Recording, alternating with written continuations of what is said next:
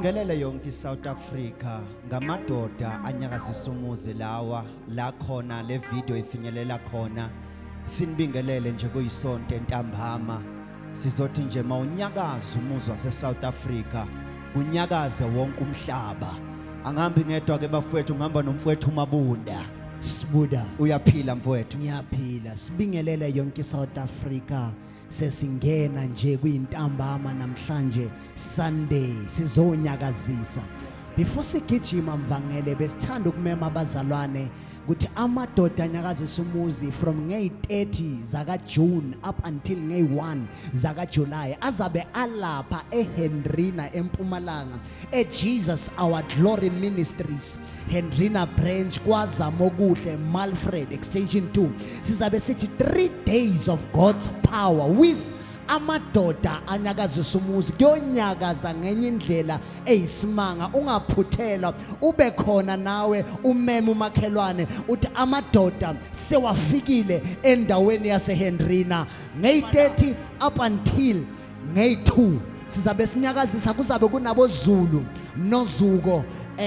noQolani labo fobethu sizabe sinyakazisa nabo bazabahlabelela enye into eyisimanga mvangeli Mabunda mfowethu asivele siuhlabe lomkhosi sibu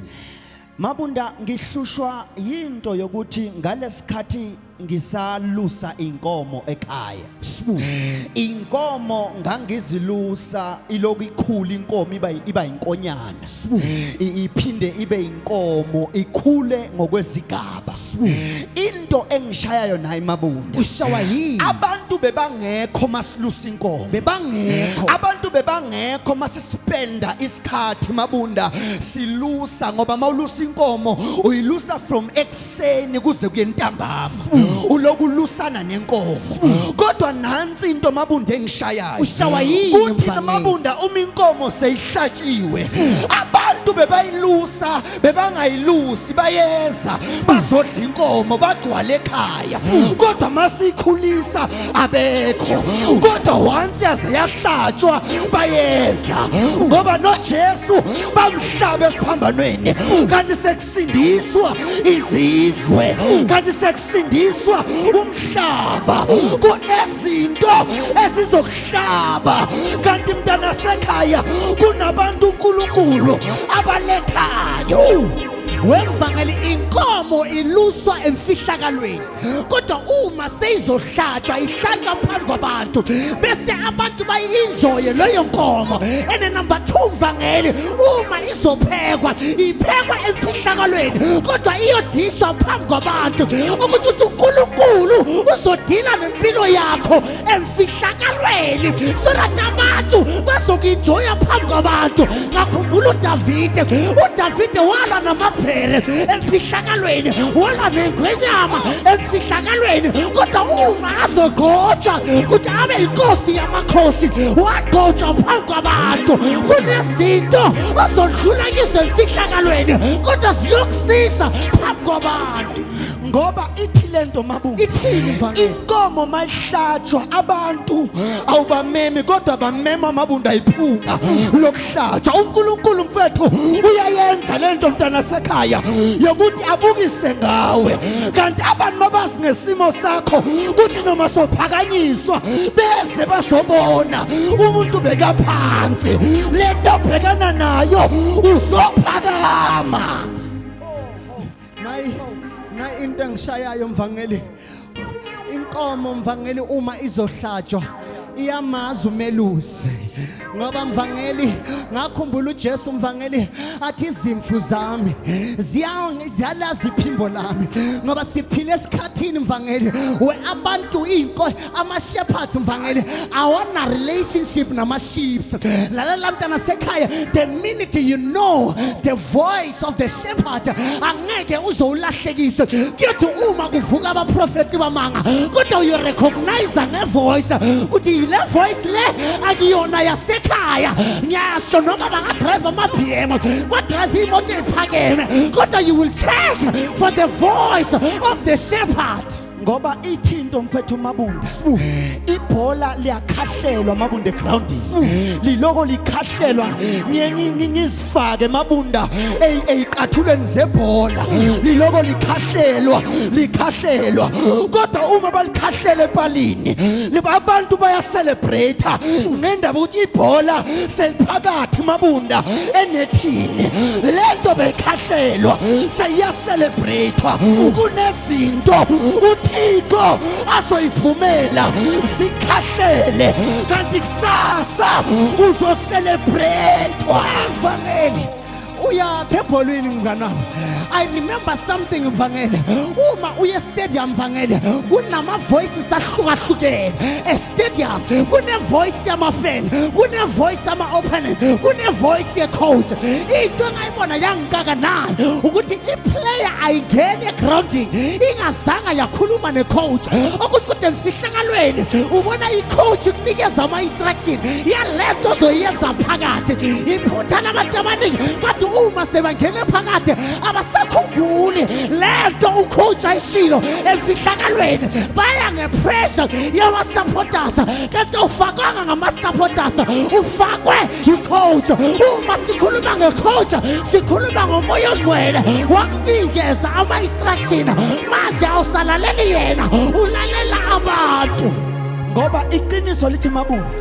awufakwa ngabadlali egroundini kodwa ufakwa ucoach egroundini yemntana njengoba ulamhlabeni uThixo okulethile awulethwanga ngabantu awukwazi ukulalela abantu kodwa lalela lo okulethile emhlabeni Mabunda mfangele nali iqiniso mfowethu ibhola elingakhahlelwa angeke likwazi ukungena epalini kodwa Mabunda kungena ibhola elikhahlelwayo okusho uthini Mabunda uThixo usebenzisa abantu abavumayo kodwa abangavuma kakwazi basebenzisa uyabona lezinto ezikhahlelayo kusasa uNkulunkulu uyokusebenzisa kizo labantu abakubhetrayayo kusasa mntasi kabazokucelebrate njengebhola balikhahlele mbangeli sisaselapha endabeni ebhola mngani wami into engikakayo nayo ebholweni ibhola lidlalwa 90 minutes kodwa ama player awangeni wonke ngesikhathi esi1 kunamanye ama player angeke angene ku first half kodwa ayongena ku second half okusho ukuthi mvangeli sila empilweni wonke umuntu unesikhathi sakhe kodwa ngeke siphumelele ngesikhathi esi1 kunabanye bazoqala first half kodwa siya celebrate njengoba bangenile thina esayidini mvangeli siya warm up why si warm up ingaba siya understand isikhathi sethu siyeza. I can take it to the Bible mvangeli kunoSaul kunaDavid uSaul waqonda ukuthaba inkosi before uDavid kwasukuthi njengoba uSaul ahleze esihlalweni sobukhosi uDavid uyawoma emfihlakalweni njengoba alusa izimvu uyawoma ngoba bayingozi ama players azongena angawoma phanga your time is coming thandaza ufast uyenze yonke into uyawoma ngoba iqiniso nalo umama owenza amagwinya isho ukuthi lento Mabunda amagwinya awangeni wonke ebhodweni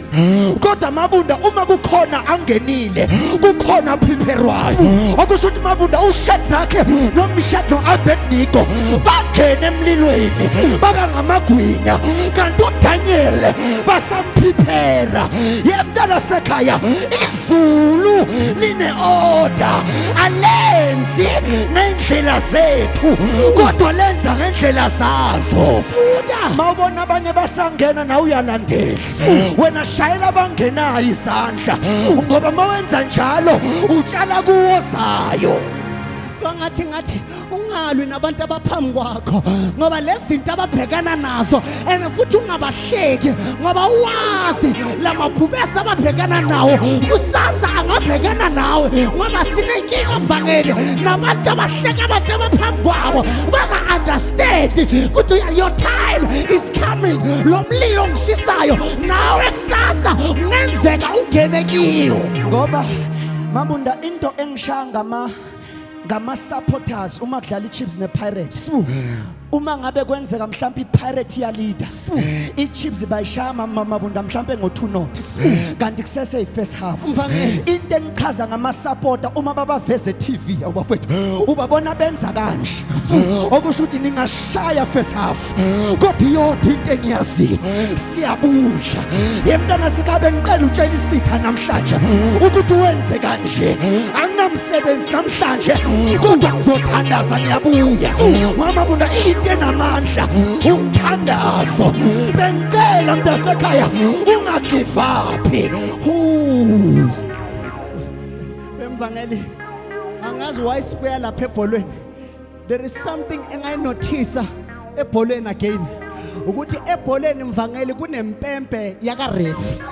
kodwa nama supporters anayo impempe yabo kodwa abadlali abalaleli impempe yama supporters kodwa alalela impempe yaka ref. Sinenkinga emhlabeni mvangeli nabantu abalalela izinto zabantu kanti it's not them that are in charge of this life. Kuno referee which is God who is in charge. Usheshe wa give up kanti amaZulu awakavuni ukuthi umdlalo uphelile. Qhubeka udlale ungasibulali ngenxa yabantu kodwa qhubeka uyenza lento uNkulunkulu akubizele yona ngoba impempe enamandla